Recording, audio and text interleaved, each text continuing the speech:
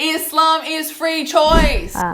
Female slave have to consent to that, or is it kind of like because she's owned and so therefore? In the classical thought, the understanding is that by virtue of the fact that she's owned, she does not have the right to consent. Or to withhold herself from her master.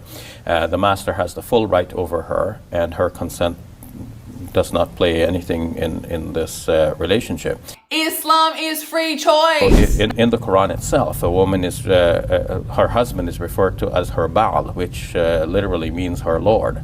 A woman is not a man's slave. That's not how it works in a relationship. The interpreters thought of female slaves as having a secondary status, even below this, and that their consent did not matter in this relationship. They were fully owned, and the master had the right to all of the woman. Islam promotes freedom of choice. In essence, generally in classical Islamic thought, it is taken for granted that a Muslim man can have up to 4 wives at once. In addition to the 4 wives, he can have an unlimited number of concubines, which refer to women who are basically have slave status. So let me just repeat that for everyone in the back over here.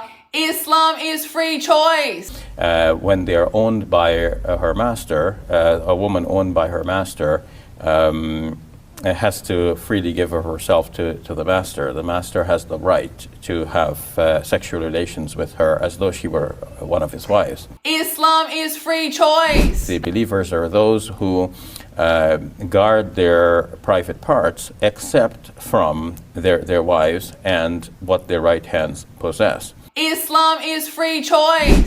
But curiously enough, while this is often interpreted to mean that a man could have sexual relations with his female slaves, it is never interpreted to mean that a woman could have sexual relations with her male slaves. But people still say women are oppressed in Islam.